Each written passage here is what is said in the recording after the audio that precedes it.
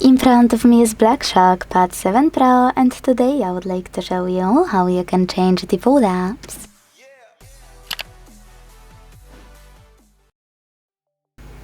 All you need to do is launch Settings and tap on Apps section. This way you can scroll a tiny bit to click on default apps. Now tap on any of those sections here, like Browser app.